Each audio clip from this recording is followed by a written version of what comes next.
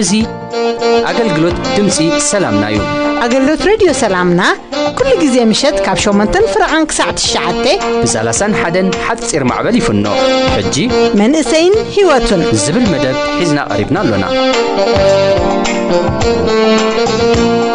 أبرحقن أبكربان كونكم نمدباتنا اتكتاتلو فوقرار سمعتنا سلام أملاخ نلبخمن حسابكمن يجزايو نبل أجداسنت التحساس سبازبل بمسرة رومي معرف عصر تغلته حاونا تخليت زدالو ملأختي فلما جرنا سرعنا لنا نحر مزمور نكتاتل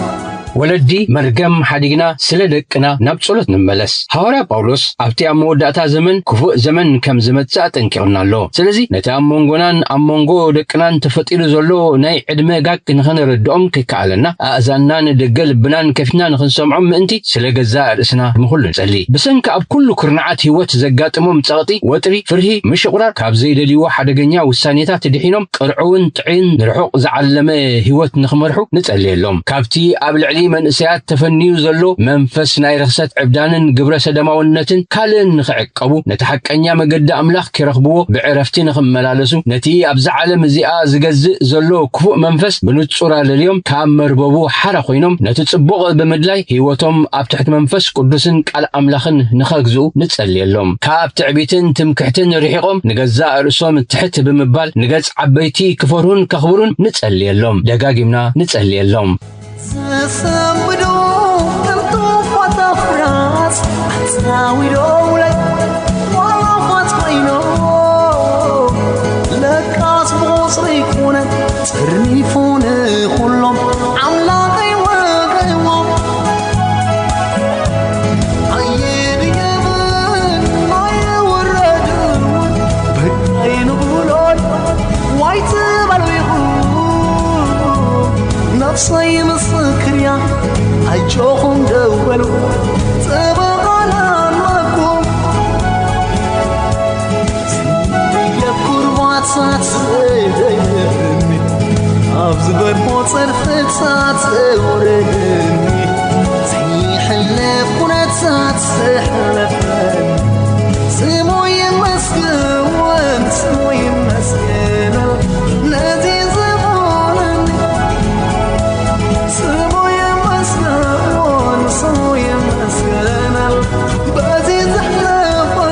خبركم سمعتنا لما عتي حيزلكم متيزلو خارستي أقداسنت أتحساسبنا أما لغاختنا بمسارة رومي 12 كاب حدث سبب كلتيو كم من أتقند حسابنا متاونا جن حتير صلوت كنتلي جابير أملخنا نمسكنا كالونا حجون تولى الناس لزلكا كبرنا تعب اسم كايخون كنت مخرنا معدنا زيت ذكم أملخ يخمو بز كبرنا بكالونا حجون جابير نتي نبلو إنمهارو بلبنا خنستوع لخترد عنا نتسللنا بشم يسوس كرسوس آمين كم متو خننا بزح جزية عود هوت ويتبق سم تعي مسكرنا مسكلة عقمنينا نتحزو جناخة ዝዓዘዘ ተራ ዘለዎስ ብዛዕባ ዙርያና ዝርከብ ኩነታት ነገራትን ብዛዕባ ገዛ ርስና ዘለና ኣተሓሳስባ ኣመለኻኽታ እዩ ኩሉ ዓይነት ለውጢ ወይ ንዓወት ወይ ንውጥቀት ኣብ ኣተሓሳስባና ኣመለኻኽታና እዩ ዝጅምር ንኣብነት ኮነና ዳዊት ስለ ሳኦል ክቆትሎ እንዳ ኣሳጎጎ ቅቡእ ኣምላኽ እንዳበለ ብዛዕባኡ ክሳብ ግዜ ሞቱ ጽቡቕ ክሓስብ ከሎ ንርኢ ሳኦል ስለ ዳዊት ካብታ ብዛዕባ ክልቲኦም ኣንስቲ ዝደረፋላ መዓልቲ ጀሚሩ ስለ ዳዊት ጽቡቕ ክሓስብ ክሽገር ከሎ መጽሓፍ ቅዱስና ይነግረና ዊልያም ጀምስ ኣቦ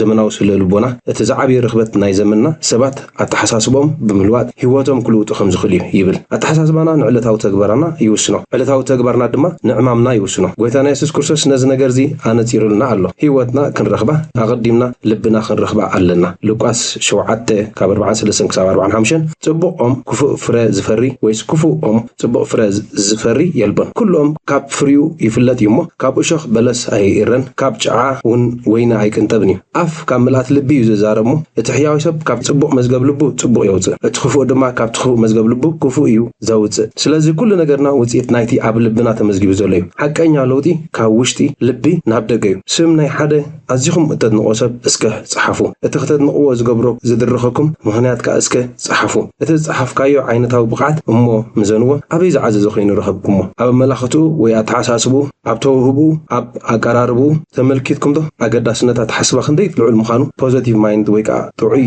ኣመላኻኽታ ጸግኡ ክእለቱ ኣከዳድንኡ ሙሉእ ኮይኑ ኣተሓሳስቡ ጥዑይ እንተዘይኮይኑ ኣብ ሰብ ዘለዎ ተቐባልነት እንዳጎደለ ስለ ዝኸይድ ነቲ ተውህብኡ ጸግኡ ናብ ሰባት ክሕልፍዎ ይሽገር እዩ ኣብዚ ኣርእስቲ እምበር ከምኡ ቀዳማይ ንሪኦ ብምሕዳስ ሓሳብካ ምልዋጥ ዝብል እዩ እምበርሲ ኣሕዋቴ ንስጋኹም ህያውን ቅዱስን ንኣምላኽ ባህ ዘብልን መስዋዕቲ ጌርኩም ከተቕርቦ ብምሕረት ኣምላኽ እምዕደኩም ኣለኹም እዚ ማለት እጽናይ ኣእምሮ መንፈሳዊ ኣገልግሎትኩም እዩ እቲ ሰናይን ባህ ዘብልን ምሉእ ፍቓድ ኣምላኽ እንታይ ምዃኑ ምእንቲ ክትምርምሩስ ብምሕዳስ ሓሳብኩም ተለወጡ እምበር ነዚ ዓለም እዚኣ ኣይትምሰልዋ ሮሜ 12:1-2 ንስጋና ህያውን ቅዱስን ንኣምላኽ ባህ ዘብልን መስዋዕቲ ጌርና ምስ ኣቕረብናዮ እቲ ብቐዳምነት ኣብ ህይወትና ክንፍጽሞ ብፍቓድና እግዚኣብሔር ዝሓተና ሓሳብና ክልወጥ እዩ ሐዋርያ ጳውሎስ 11 ምዕራፋት ብዛዕባ ከበድቲ ዕማማት ትምህርቲ ስነ መለኮት ድሕሪ ምውፋዩ ኣብ ምዕራፍ 12 ኣብ መሰረታዊ ትምህርቲ ክርስትና ናብ ክርስቲያናዊ ምምምላስ ናብራ ካብ እምነት ናብ ኣካይዳ ካብ ምርዳእ ናብ ጠባይ ይሰጋገር ብሓፈሻ መጽሓፍ ቅዱሳዊ ርድኢትና እምነትና ንጠባይና ጽልዋ ተጽዕኖ ብምግባር ክልውጦ ኣለዎ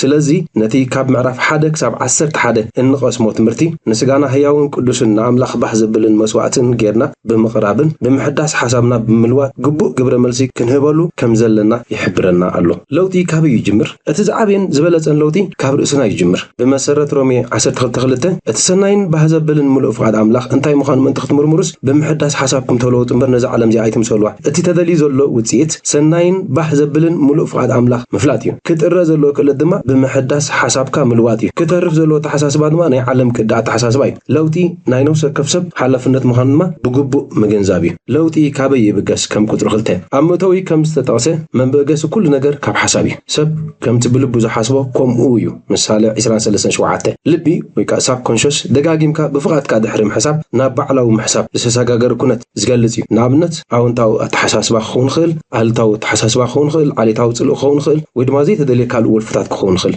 ብዛዕባ ናይ ሓሳብ ለውጢ ብግቡእ ክንግንዘቦም ዝግብኡና ኣገደስቲ ነጥብታት ሓደ ሰብ ንሓደ ሰብ ኣይልውጦን እዩ 2 እቲ እንኮ ክልውጠካ ዝኽእል ሰብ ንስኻ ጥራይ ኢኻ 3 ብተስፋ ጥራይ ክንልወጥ ኣይንኽእልን ኢና ነገራት ክልወጡ ዝኽእሉ ምስ እንልወጥ ጥራይ እዩ 4 ስለምንታይ ከምዚ ምዃኑ ኣይፈልጥ እየ ኣይንበል ከምኡ ክንከውን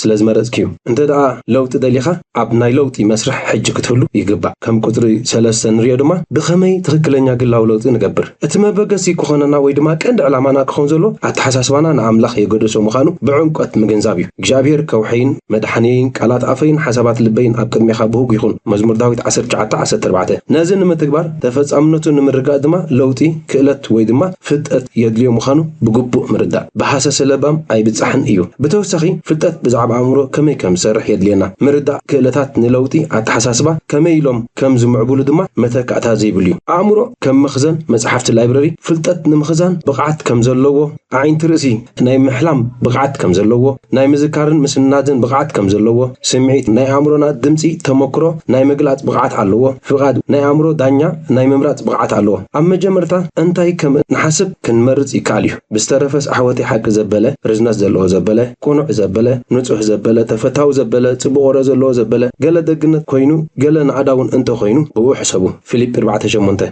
أتحساس بها أنت تلويتو منت كادما بو متن يلوت تحسو هيوتنا ملو معتي كتحاسبومن كنا سلاسلومن زوعنا يو انتي نحسب انتي كم نخون يوسنو كل لوتي حد عينت اقوى انت زيكونه انت هنا حدنا عبر رقحي الو نسو دما اتحساس بها لوتن ممزع كمي غيرنا كم نحسب كن اللامامت زحجزنا اتحساس بها بعبي سئلي حسب كابرسنا وصاي مرأي يخلنا بأتوكرو نحسب مسمرنا حيزنا كي تسنخلنا خنقعس يخلنا بمهزون حسب كابسان وصينا كنحسب يخلنا بكونت منقد نحسب مسرتاو لوت خنقبر يخلنا بسلت نحسب نلوتي مدب كنسرع يخلنا بتخقلو نحسب نتزبلته كونو قامتن كنقبلن يخلنا بمستنتان نحسب بزعبا رأسنا تخكلنيا مننت كنفلت يخلنا كم رابعيناتي نلبنا نحلوه هيوت كابيات فلفلمو لعلو خلو نلبخ حلوه مثال 14 وزيت اتحساس بخا إخا اتتحسبو بوشتها نسو إخا اتنصبارق هيوت موتن برختن مرقبن اب قدميخا امبيرلكا كم زلخو ابخا نمسكر لومي سماين مدرن صوي علخو امبارس نسخان زرخان بهيوت من تختنبر هيوت حره زداقم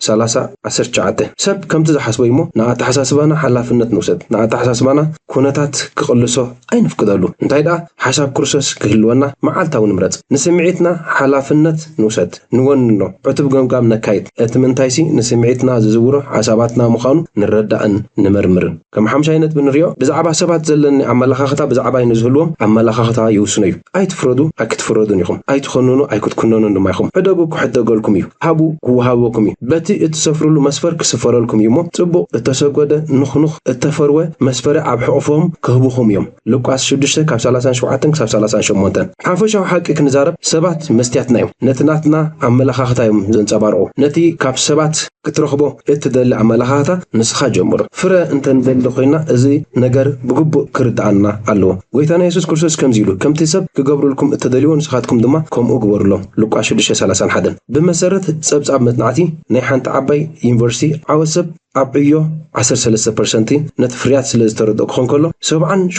نتم سوات مسارته سلز تردو إيو شاد شاي عاوت ويدما وتكت أبها تحساسبنا يجمر أبزبز حكونتات قدمات التقدم قدم مجمارو بعوت يزازم كن عوت زي كن عوت انتي عينت كونتا آمرو حيزنا نعاتو علنا بالتعمي أقداسيو امنتنا تسفانا ملو ديو ولاس بزعبا وزيت نتاراتر ألتاو نقر ترايو زرعي النازلو إذا نقر نتم 10 كلتا مسيانابتم مدري تسفا سدهم سليتي عانت إيرهم نايم إياسون كاليبن عاون تاوت أبزاب حيزم نابت هزبي تمليسهم وتم 10 سليت جنا عال تاوت أبزاب حيزم تمليسهم اتعمل أخاهتهم تجاهدوا اتولدوا دما نابتها مدر تسفا كأتو تاريفو إياسون كاليبن أبتها مرت فريتات ريوم 10 سليتي أبتها مدر زولت أجمع ريوم إياسون كاليبن نجزا رسم عبيد عملاخ ريوما تم 10 سليتي جن نجزا رسم كم نشتي عم بتا دخمات ريوما إياسون كاليبن بزعبا مزايم تسفاتاتهم تسفات نيرهم تم 10 سليتي جنا بزعبا مزايم هم تثبيت نيروم مزايم متسلمته إياسون كاليبن نتهزبي بأمنة كوت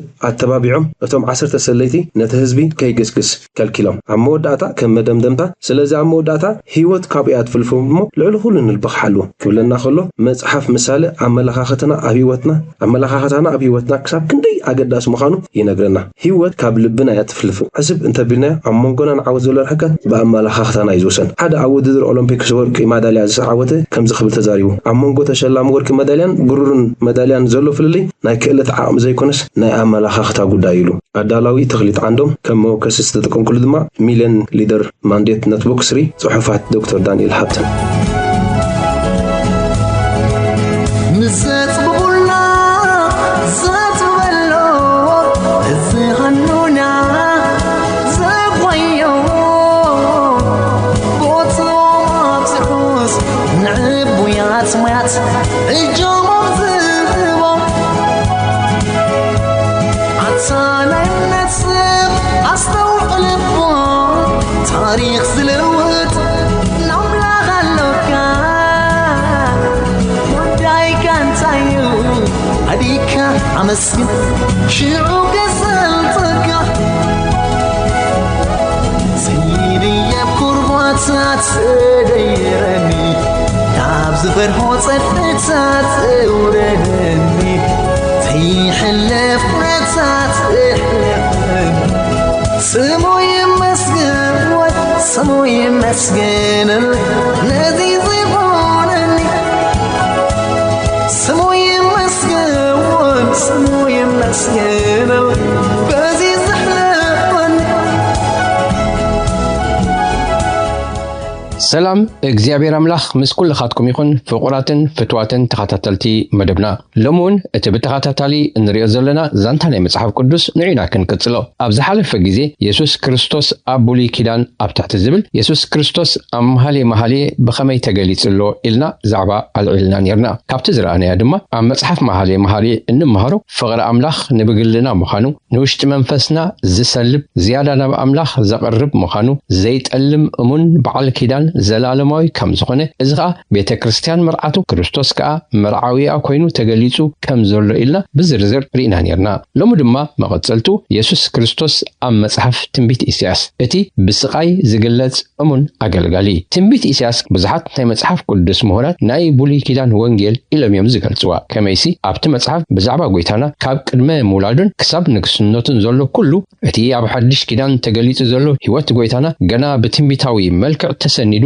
ስለ እንረኽቦ ኣብ ብሉይ ኪዳን ካብ ዘለው መጽሓፍቲ ብዝነጸረን ብዝዓመቐን ነጸብራቕ ስእሊ ኢየሱስ ክርስቶስ ተገሊጹሉ እንረኽበሉ መጽሓፍ እዩ ቅድሚ ሙላድ ኢየሱስ ክርስቶስ ቅድሚ ዘመናት እተጻሕፈ ጽሑፍ እኳ እንተኾነ ነቢ ኢሳይያስ ግና ብመንፈስ ተገልጸሉ ብዛዕባ እቲ መሲሕ ውልድነቱ ኣገልግሎቱ መከሩ ስቃዩን ሞቱን ትንሳኤን ክብረቱን ንግስነቱን ብዝርዝር ገሊጽልና ኣሎ ገለ ካብቶም ኢየሱስ ክርስቶስ እተገልጸሎም ሓሳባት ንምርኣይ ቀዳማይ ኢየሱስ እቲ ብተስፋ ዝጽበይዎ መሲሕን ንጉስን ውልድነት እቲ መሲሕ ከም ተራ ናይ ሰብ ውልደት ኣይነበረን ከመይ ንሱ ኣምላኽ ክነሱ ሰብ ክኸውን ዝመረጸ ካብ ሓንቲ ድንግል ሰብኣይ ዘይፈለጠት ከም ዝውለድ ኢሳይያስ ኣቐዲሙ ተነቢዩ ነይሩ ኣብ ኢሳይያስ ምዕራፍ 7 ፍቅዲ 14 ስለዚ እግዚአብሔር ባዕሉ ትእምርቲ ክህበኩም እዩ እነሆ ድንግል ክትጠንስ ወዲ ከዓ ክትወልድ እያ ስሙን አማኑኤል ክትሰምዮ እያ እዚ ትንቢት እዚ በኣዴና ቅድስቲ ድንግል ማርያም ከም ተፈጸመ ኣብ ሉቃስ ምዕራፍ 1 ፍቅዲ 34 ክሳብ 35 ኣብ ዘሎ ማርያም ድማ ዝኸ ሰብኣይ ከይፈለጥኩ ከመይ ኢሉ ይኸውን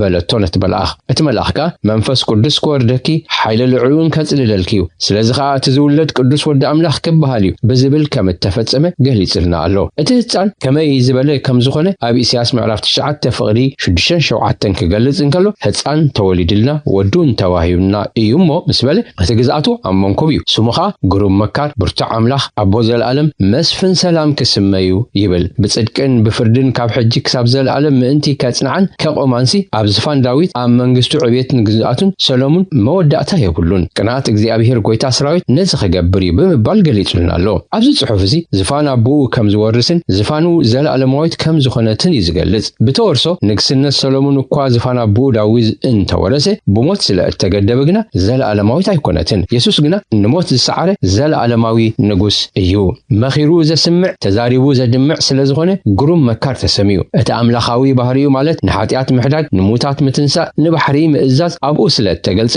ብርቱዕ ኣምላኽ ተሰሚዩ ኣባታውነቱ ንዝቕበልዎ ዘለዓለማዊ ስለ ዝኾነ ኣቦ ተሰሚዩ ኣሎ ነቶም ዝቕበልዎ ውሽጣዊ ሰላም ማለት ሰላም ምስ ኣምላኽ ሰላም ምስ ርእሶምን ምስ ካልኦትን ስለ ዝህቦም መስፍን ሰላም ተሰሚዩ ኣሎ አማኑኤል ተሰሚዩሉ ከዓ ኣምላኽ ከሎ ሰብ ምዃኑ ንምግላጽ እዩ ካብዚ ንርድኦ ኢየሱስ መለኮታዊ ንጉስ ምዃኑ ኢና እንርኢ ካብ ጉንዲ እሰይ ዝጠጥዐ ወራስ ዓራት ንግስነት ዳዊት ኢሳይያስ ምዕራፍ 11 ካብ 1 ክሳብ 5 ዘሎ እንተላ አንቢብናዮ ካብቲ ቁሩት ጉንዲ እሰይ ሓደ ጠጥዐ ክጭብጭብ እዩ ሓደ ጨንፈሩን ካብ ስሩ ፍረ ክፈርእ እዩ ኣብ ልዕሊኡ ድማ መንፈስ እግዚአብሔር መንፈስ ጥበብን ኣእምሮን መንፈስ ምኽርን ኃይልን መንፈስ ፍልጠት እግዚአብሔርን ፍርሃትን ክዓርፍ እዩ ታሕጓሱ ኣብ ፍርሃት እግዚአብሔር እዩ ዓይኑ ከም እትሪዮ ኣይፈርድን እዝኑ ከዓ ከም እትሰምዖ ከዓ ኣይክብይንን እዩ ግና ከንድኻታት ብጽድቂ ክዳኒ ነቶም ዓቃላት ምድሪ ከዓ ብቕንዕና ክብይን በበትሪ ኣፉ ንምድሪ ክወቅዕ በመንፈስ ከናፍሩ ድማ ንረሲያን ከዋትሎም እዩ ጽድቁ ከዓ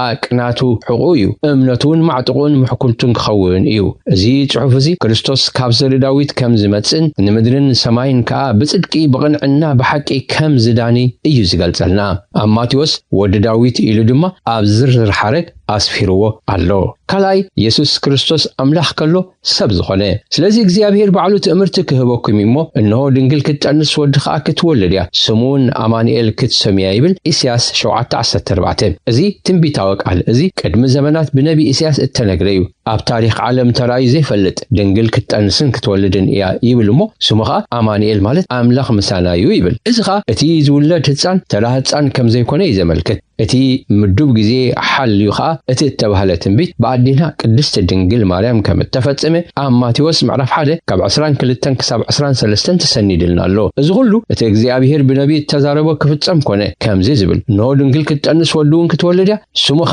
አማኑኤል ክብልዎ እሞ ትርጉሙ አምላኽ ምሳናይ ብምባል ከም ተፈጸመ የርኤና ኣሎ እዚኻ አምላኽነት ናይ ኢየሱስ ክርስቶስ በርሃው አቢሉ የርኤና ጎይታ ሓደ እዩ ግን ከኣ ክልተ ባህሪ ዘለዎ ሰብን አምላኽን እዩ ኣብትና ኢሳያስ ምዕራፍ 9:6 ህፃን ተወሊድልና ወዲ ተዋሂብና ምስበለ ብርቱዕ አምላኽ አቦ ዘለዓለም ኢሉ አምላኽነቱ ገሊጽልና ኣሎ ነዚ ኣብ ዮሐንስ ምዕራፍ 10:30 ኣነን ኣቦን ሓደ ኢና ኢሉ ምስ አምላኽ ሓደ ከም ዝኾነ ንሱ አምላኽ ምዃኑ ገሊጹ ኣሎ ሳልሳይ ኢየሱስ ከም ብርሃን ዓለም ኢሳያስ ምዕራፍ 9:2 እቲ ኣብ ጸልማት ዝመላለስ ህዝቢ ዓቢ ብርሃን ረአየ ነቶም ኣብ ድነመት ዝነብሩን ብርሃን አብርሃሎም ዝብል ትንቢታዊ ቃል ብምምጻእ ኢየሱስ ክርስቶስ ፍጻሜ ከም ዝረኸበ ድማ እዚ ኣብ ማቴዎስ 4:14-16 እቲ ብነቢ ኢሳያስ ዝተባህለ ክፍጸም ከም ዝብል ምድሪ ዛብሎንን ምድሪ ንፍታሌምን መገዲ ባሕሪ ማዕዶ ዮርዳኖስን ገሊላ አሕዛብ ኣብ ጸልማት ዝነብር ህዝቢ ዓቢ ብርሃን ረአየ ኣብ ድነሞተን ዝነብር ድማ ብርሃን ወጻሎም ኢየሱስ ክርስቶስ ብርሃን አሕዛብ ክኸውን ከም ዝመጸ ድማ ኣብ ኢሳያስ 42:6-7 ዓይንቲ ዕውራት ምእንቲ ክትከፍት ንኡስራት ካብ ቤት ማእሰርቲ ነቶም ኣብ ጸልማት ዝነብሩ ኸኣ ካብ ማእሰርቶም ምእንቲ ከተውፅኦምሲ ኣነ እግዚአብሔር ብጽድቂ ጸዋዕኩኻ ብኢድካ ክሕዘካን ክሕልወካን ኪዳን ህዝቢ ብርሃን አሕዛብ ክገብረካ እየ ይብል ወሲኹ ኸኣ ኣብ ኢሳያስ 49:6 እወ ንሱ ይብል ንነገድ ያዕቆብ ንምትንሳእ ነቶም ዝተረፉ እስራኤል ንምምላስ ባርያይ ምዃንካ ኣዝዩ ሕደት እዩ ምድሓነይ ክሳብ ወሰን ምእንቲ ክበጽሕሲ ብርሃን አሕዛብ ከኣ ክገብረካ እየ ይብል ካብዚ ክልቲኡ ጽሑፋት ኢሳያስ ዘርተዓልና ነገር ምምጻእ ናይ ኢየሱስ ክርስቶስ ነቶም ህዝብታት ወይ ድማ ንኣይሁድ ጥራይ ዘይኮነስ ንኹሎም አሕዛብ ምዃኑ አሕዛብ ብዝብል ቃል ገሊጹልና ኣሎ እዚኻ ምድሓን ናይ ኢየሱስ ናብ ኩሎም እተቐበልዎ አሕዛብ ይኹኑ ህዝብታት ብዘይ ኣፈላላይ ምዃኑ የርኤና ኣሎ ናብቶም ናቱ መጽ እቶም ናቱ ኣይተቐበልዎን ነቶም ዝተቐበልዎ ዘበሉ ብስሙ ንዝኣመኑ ግና ውሉድ አምላኽ ክኾኑ መሰል ሃቦም ኢሉ ኣርቲዕልና ኣሎ ወሲኹውን ኣብ ወንጌል ዮሐንስ 8:12 ሽዑ ኢየሱስ ኣነ ብርሃን ዓለም እየ እቲ ዝስዕበኒ ብርሃን ህይወት ክረክብ እምበር ብጸልማት ኣይክኸይድን ኢሉ ከም ብሓድሽ ተዛረበ ብምባል ብዘይ ኣፈላላይ ኣብዛ ዓለም ንዘለዉ ኩሎም ናብ ብርሃን ጻውዒት ኣቕሪቡሎም ራብዓይ ኢየሱስ እቲ ብመከራ ዝላደየ ኣገልጋሊ ሓደ እቲ ዝሓየለ መልእኽቲ ናይ ኢሳያስ ብዛዕባ ስቃይን መከራን እቲ መሲሕ ብግሉጽ ዝጽሓፎ እዩ ኣብ ኢሳያስ 53:3-6 ንዑቕ ብሰብ ድርቡ እዩ በዓል ስቃይ ብሕማም ሉዲ ከምቲ ኣብ ቅድሚኡ ገጾም ዘጎልብብሉ ኣብኡ እተዋረደ እዩ ንሕና ወንጌል እኳ ያቋጸርናዮን ብሓቂ ንሱ ንሕማምና ጸሮ ንቕሳቃይና ኸኣ ናብ ነፍሱ ጻዕኖ ንሕና ግና ከም ተቐጽዐን ብእግዚአብሔር ከም ተቐዝፈን ከም ተዋረደን ጌርና ኣቋጸርናዮ ንሱ ግና ብሰሪ ገበና ቆሰለ ብሰሪ ኣበሳና ድማ ተኸትከተ ንሕና ሰላም ምእንቲ ክንረክብ መቕጻዕቲ ናብኡ ወረደ ንሕና እውን ብስምብራቱ ሓወና ኩላትና ከም ኣባጊዕ ተባረርና ነፍሱ ወከፍንና መገዱ ዘንበለ እግዚአብሔርካ ኣበሳ ኩላትና ኣብኡ ኣውደቆ ይብል እዚ ጽሑፍ እዚ ስቃይ ናይ ኢየሱስ ስቕለት ኢየሱስ ንስለ ኃጢአት ሰብ ንምብጃው ከም ዝኾነ ይዘርኤና ዘሎ ቅጽል ኣቢሉ ኣብ ምዕራፍ 53:10-12 ድማ እግዚአብሔር ግና ብመከራ ክሕምሽሾ ፈተወ ነፍሱ ንመስዋዕቲ ኃጢአት ምስ ወፈ ዘርኢ ክርኢ መዓልታቱ ከነውሕ እዩ ፍቓድ እግዚአብሔር ካብኡ ክሰልጥ እዩ ጻማ ነፍሱ ክርኢን ክጸግብን እዩ እቲ ጻድቕ ባርያይ ብፍልጠቱ ንብዙሓት ከጽድቕ ኣበሶም ድማ ባዕሉ ክጸውር እዩ ነፍሱ ንሞት ስለ ዝወፈ ምስ በደለኛታት ከኣ ስለ እተቆጽረ ስለዚ ግድኡ ምስ ዓበይቲ ክመቕለየ ምርኮውን ምስ ሓያላን ክመቕለየ ግናኸ ኃጢአት ብዙሓት ጸረ ምእንቲ በደለኛታት ለመነ ይብል ኣብዚኻ ዋላ እኳ ብስቅያት ክሳብ ሞት እንተበጽሐ ግን ከኣ ከም ዝተንስአ ወይ ድማ ከም ዝጠጥዐ እዚኻ ንሞትን ትንሣኤን ኢየሱስ ክርስቶስ ንኣመንቲ ከም ዝኾነ ግብሪ ምድሓን ኢየሱስ ክርስቶስ ዘርኤና እዩ ዮሐንስ 18:11 ኢየሱስ ከኣ ንጴጥሮስ ሰይፍኻ ናብ ሰፈራ መለሳ እቲ ኣቦይ ዝሃበኒ ጽዋ ኣይሰትያንዶ ብምባል ንስለ ሰብ ክመውት ከም ዝመጸ ተዛሪቡሎ ሓምሻይ ኢየሱስ እቲ ቅቡእ መድሓኒ ኢሳያስ 61 1 ካብ 1 ክሳብ 3 እንተ ዳንቢብና ንትሑታት ብስራት ከበስር እግዚአብሔር ቀቢእኒ እሞ መንፈስ እግዚአብሔር ካ ኣብ ልዕለዩ ንስውራት ክዝንን ንሙርኻት ሓርነት ንኡስራት ካ መፍታሕ ክእውጅ ላኣኸኒ ዓመፀጋ እግዚአብሔር መዓልቲ ሕነ ምፍዳይን ክእውጅ ንኹሎም አሕዛብ ከጽናናዕ ኣዋም ጽድቂ ንኽውዱ ዝኸውን ተኽሊ እግዚአብሔር ተባሂሎም ምእንቲ ክስመዩ ድማ ንሕዙናት ጽዮን ካብ ክዳን ሓኹሙሽቲ ዘውዲ ክደፍኣሎም ካብ ክዳን ሓዘን ካ ዘይተሓጎስ ኣብ ክዳን መንፈስ ጓሂውን ክዳን ምስጋና ክህቦም ላኣኸኒ ብምባል ጽሒፉ ኣሎ ኢየሱስ ክርስቶስ ካ ኣብ ቤት መቅደስ ነዚ ጽሑፍ እዚ ምስ አንበበ ሎሚ እዚ ቃል እዚ ኣብ ዒንትኩም ተፈጸመ ብምባል በዛዕብኡ እተባህለ ቃል ከም ዝኾነ ብግልጽ ተዛሪብሎ ኣብ ሉቃስ ምዕራፍ 4 ካብ 16 ክሳብ 21 ሻልሻይ ኢየሱስ እቲ ጻድቕ ተበጃዊ ኣብ ኢሳይያስ 45:22 ኣነ ኣምላኽ ካልእ ከ የልዎን እሞ ኣቱም ወሰናት ምድሪ ኩልኻትኩም ናባይ ተመለሱን ድሓኑን ዝብል ቃል በቲ ኣብ ሓድሽ ኪዳን መድሓኒ ኢየሱስ ክርስቶስ ጥራይ ከም ዝኾነ ዝሕብር ፍጻሜ ዝረኸበ እዩ ብኡ ክንድሕን ዝግባእ ካልእ ስም ኣብ ትሕቲ ሰማይ ንሰብ ኣይተዋህበን እሞ ምድሓን ብሓደ ካልእ ከቶ የልቦን ግብረ ሐዋርያት 4:12 ኢየሱስ እቲ ጻድቕ ሓጢአት ዘይተረኽቦ ስለቶም ሓጣን ክመውት ተበጃዊ ክኸውን ክኢል እዩ እቲ ዝብጆ ነቲ ዝብጆዎ ካብቲ ዘለዎ ይዝኸፍል ኢየሱስ ግና እታ እንኮ ህይወቱ ብምኽፋል እዩ ዝተበጀወና ከምቲ ኣብ ኢሳይያስ 59:20 ንጽዮን ነቶም ካብ ምዕላዎም ናብ ያዕቆብ ዝምለሱን ተበጃዊ ክመጽእ እዩ ይብል እግዚአብሔር ዝብል ጽሑፍ ዘሎ ኢየሱስ ተበጃዊና ክኸውን ዕዳ ሓጢአትና ክኸፍል ብዘይ ሓጢአት ኮይኑ እተገልጸ እዩ ሸባይል ናይ መወዳእታን ጎይታ እቲ ዝመጽእ ናይ ክብሪ ንጉስ ኢሳይያስ 63:3-4 እንተ ንኣንቢብና መዓልቲ ምፍዳይ ሕነ ኣብ ልበይ እዩ ዓመት እቶም ብጅዋተይ ካ መጽያያ እሞ ኣነ በይነይ ነቲ መጽሙቕ ዘቢብ ረገጽክዎ ካብ ህዝብታት ሓደ እኳ ምሳይ ኣይነበረን ብኽራይ ረገጽክዎ ብነድረይ ድማ ጨፍለቕክዎ ደሞም ኣብ ክዳውንተይ ተናጠረ ብዘሎ ኣልባሰይ ካ ጸየቕኩ ዝብል ኢየሱስ ተበጃዊ ኮይኑ ግን ካ ከም ዝተዓወተ እዩ ዝገልጸልና ዘሎ ኢሳይያስ 65:17 እነሆ ኣነ ሓድሽ ሰማይን ሓድሽ ምድርን ክፈጥር እየ እሞ እቲ ናይ ቀደም ኣይ ክሓስብዎን እዮም ከምኡ ድማ ኣብ ኢሳይያስ 66:22 ከምቲ ኣነ ዝገብሮ ሓድሽ ሰማይን ሓድሽ ምድርን ኣብ ቅድመይ ዝነብር ከምኡ ዝረኣኹምን ሰማዕኩምን ክገብር እየ ይብል እዚ ኣብዚ ሓድሽ ሰማይን ሓድሽ ምድርን ዝብል ናይቲ ናይ ካልኣይ ምጽኣት ኢየሱስ ክርስቶስ ዘመልክተና እዩ ስለዚ ብሓፈሻ ካብታ ናይ ብሉይ ኪዳን ወንጌል እተሰሜት ብዛዕባ ኢየሱስ ክርስቶስ እንታይና እንመሃር ንዝብል ካብ ድንግል እተወልደ ህፃን ብርቱዕ ኣምላኽ ክነሱ ከም ሰብ ተሳቀየ ዝሞተ ብሞቱ ንብዙሓት ደገ ምድሓን ዝኸፈተ ንዓለም ብርሃን ዝኾነ ተበጃዊ ዳግማይ ብኽብሪ ዝመጽእ ንጉስ ከም ዝኾነ ኢና እንመሃር ንሎሚ ኣብ ዝኸኣኽለናይ ኣብ ዝመጽእ ክንቅጽሎ ኢና ሰናይ ቅነ እንተትሪዎስ ብዓይን መንፈወስ ኣብ ክንዲ ንጉስ ክዋጋገሎ መሬት ሰማይ ማወት ኣሕዛብ ካያም ሓደ ከም ዘይክሎ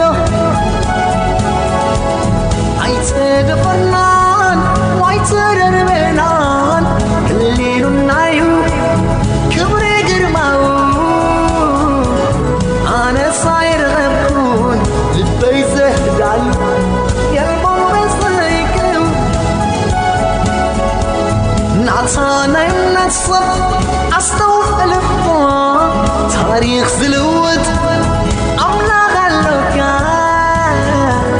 ጉዳይካ እንታዩ ሓዲካ ኣመስግን ሽዑ ክስሕልተካ ክቡራት ሰማዕትና ኣገልግሎት ድምፂ ሰላምና ኢኹም ክትከታተሉ ጸኒሕኩም ብኢንተርኔት ንእትከታተሉና ኣብ መርበብ ሓበሬታ www.salamna.org ትረኽቡና ከምኡውን ብፌስቡክን ብዩቲዩብን ኣብ ቮይስ ኦፍ ሰላምና ትረኽቡና ሕቶ ርኢቶ ወይ ከዓ ከተበርክትዎ እትደልዩ ሓበሬታ ምዝህልወኩም voice of salamna@yahoo.com ኢልኩም ስደዱልና ጽባሕ እቲ ጥዑም ዜና ዝብል ፕሮግራምና ክትከታተሉ ብኽብሪ ንዕድመኩም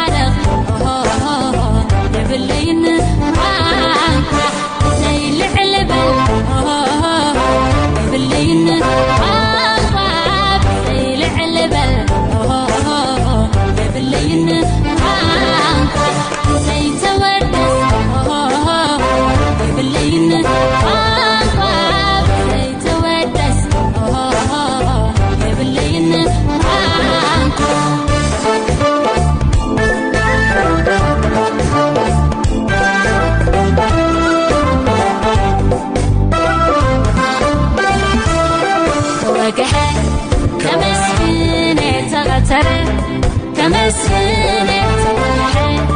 كمسكنة تقتر كمسكنة تمسكت تمسك تبلي أوه كتبلي كمسكنة سمايوان توقعها كمسكنة تقتر كمسكنة توقعها كمسكنة تقتر كمسكنة تمسكت تمسك تبلي أوه كتبلي كمسكنة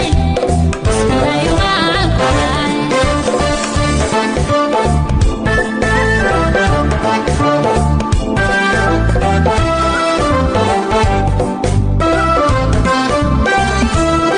كل كيسة مسكانة كسالين كل كيسة مسكانة يفلفالي سلازغوندا سلازغوندا